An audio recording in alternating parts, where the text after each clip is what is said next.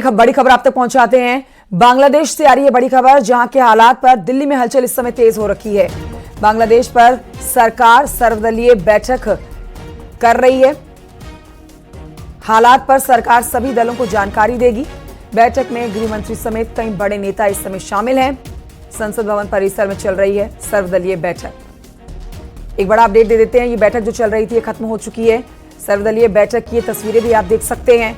बेहद महत्वपूर्ण बैठक। पड़ोसी मुल्क में जो इस समय हालात है आरक्षण के मुद्दे को लेकर, जो पिछले कई महीनों से जिसकी आहट बनी हुई थी कि हालात बिगड़ेंगे, अब आखिरकार वो हालात बिगड़ चुके हैं। शेख हसीना पीएम पद से इस्तीफा दे चुकी हैं। भारत में उन्होंने इस समय शरण ले रखी है। सर्वदलीय बैठक हुई है जिसमें तमाम नेता जो हैं वो शामिल हुए हैं। पक्ष विपक्ष के नेता ने बैठक की है। सर्वदलीय बैठक में विदेश मंत्री एस जयशंकर ने जानकारी दी है। विदेश मंत्री ने कहा है कि सभी भारतीय सुरक्षित हैं। 8,000 छात्र की वापसी हो चुकी है। 12-13 हजार भारतीय फंसे हैं। बैठक में राहुल ने बांग्लादेश के मुद्दे पर सवाल पूछा। राहुल ने कहा कि तख्ता पलट के पीछे क्या विदेशी ताकत का हाथ है? तो विदेश मंत्री एस जयशंकर ने कहा कि एक पाकिस्तानी राजदूत ने प्रोफाइल फोटो बदला। अभी कहना जल्दबाजी होगा, शेख हसीना पर अभी फैसला नहीं। तो ये आप कह सकते हैं कि इस बैठक में पक्ष विपक्ष यानी कि जो बैठक हुई है उसमें राहुल गांधी ने भी अपनी मौजूदगी दर्ज कराई और एस जयशंकर से सवाल किया। इसी सवाल पर और जानकारी हमारे सहयोगी विनीत देंगे, जो कि इस समय हमारे साथ मौजूद हैं। विनीत, मेरी आवाज अगर आप तक पहुंच रही हो तो देखिए, बैठक बहुत महत्वपूर्ण हो जाती है। पड़ोसी मुल्क में जो हालात हैं उसके लिहाज से यहां कई कदम उठा लिए गए हैं। विमान की सेवा हो, रेल यात्रा हो, पूरी तरह से रोक दी गई है। वहां पर जो छात्र हैं उनको उनकी सुरक्षा इस समय भारत उसके ऊपर पूरी तरह से काम कर रहे हैं। पड़ोसी मुल्क में शांति आए, पहले जैसी व्यवस्थाएं हो जाएं, इसको लेकर बैठक की गई है। लेकिन बैठक में राहुल गांधी ने एक महत्वपूर्ण सवाल किया है विदेश मंत्री एस जयशंकर से। वो सवाल क्या था, इस पर क्या उन्होंने विस्तार से जवाब दिया? बैठक कैसी रही है? ओवरऑल अपडेट हमारे दर्शकों तक पहुंचाइए।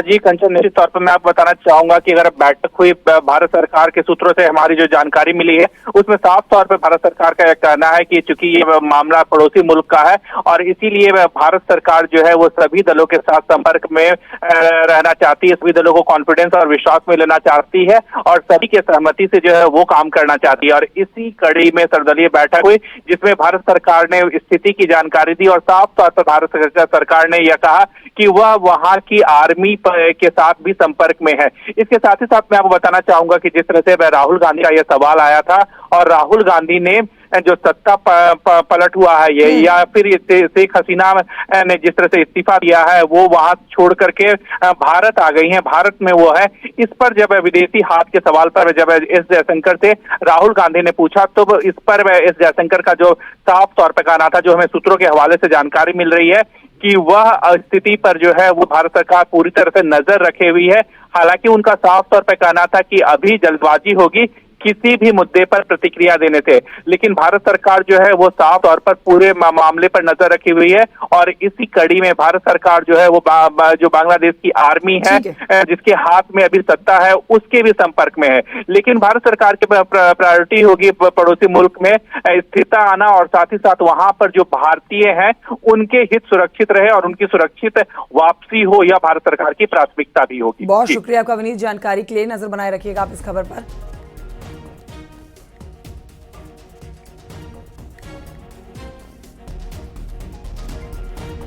तो बांग्लादेश में हुए सत्ता परिवर्तन के बाद बांग्लादेश के प्रधानमंत्री शेख हसीना कल देर शाम गाजियाबाद के हिंडन एयरवेज से पहुंची हैं, इंडियन एयरवेज पर पहुंची हैं भारत, और इसके बाद से ही उन्हें हिंद एयरवेज के सेफ हाउस में रखा गया है।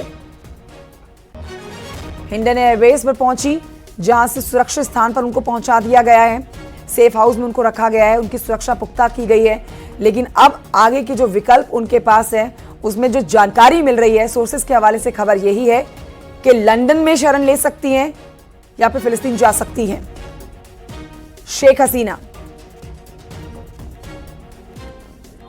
बांग्लादेश में आरक्षण को लेकर हुआ बवाल के बाद जहां एक ओर सत्ता पलट गई, वहीं दूसरी ओर शेख हसीना जो कि वहां की प्रधानमंत्री थी, कल देर रात यहीं पर हिंडन एयरबेस पर आई थी। यहीं पर उनका जो विमान था वो यहाँ पे लैंड हुआ था और वहां से सीधा बांग्लादेश से भागने के बाद वो सीधा यहीं पर रुकी थी। आज सुबह की अगर हम बात करें तो सुबह उन्होंने यहाँ नाश्ता किया है, उनको सेफ हाउस में यहाँ रखा गया है। बताया ये भी जा रहा है, अगर सूत्रों की माने तो संभवतः आज शाम तक वो अपनी बेटी के पास दिल्ली जो रहती हैं उनके पास भी जा सकती है। कैमरा पर्सन सतीश के साथ अमित राणा, न्यूज 18 उत्तर प्रदेश। और आइए बढ़ते हैं आगे, आपको बताते हैं बांग्लादेश में तख्ता पलट के बाद निशाने पर हिंदू मंदिर, इस्कॉन टेम्पल्स भी हैं जिनके ऊपर हमला किया जा रहा है। मंदिरों में तोड़फोड़ की जा रही है, जिनके वीडियो सोशल मीडिया पर आ रहे हैं। सोशल मीडिया पर ये वीडियो वायरल हो रखे हैं। हिंदू मंदिर हो, इस्कॉन टेम्पल हो, कृष्णा मंदिर हो, इन सब के ऊपर अटैक किया जा रहा है विद्रोहियों की तरफ से बांग्लादेश में।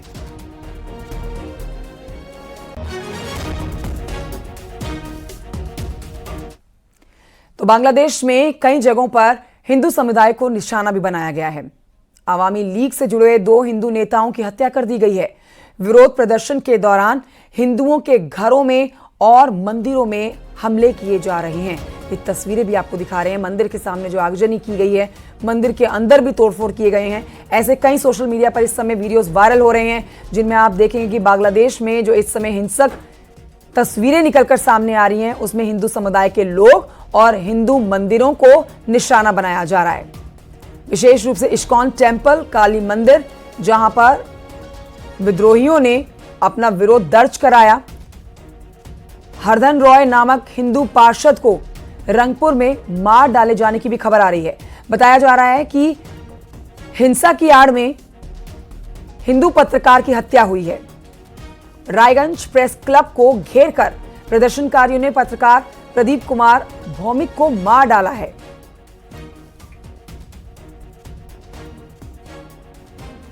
माइनॉरिटीज की जिंदगी वहां खतरे में है। मैं समझता हूं भारत सरकार को सभी स्टेप्स लेने चाहिए ताकि जो माइनॉरिटीज हैं उन पर हमले हो रहे हैं उनको बचाया जाए और वहां की फौज हालात को जल्दी से जल्दी अंडर कंट्रोल लाने की कोशिश करे।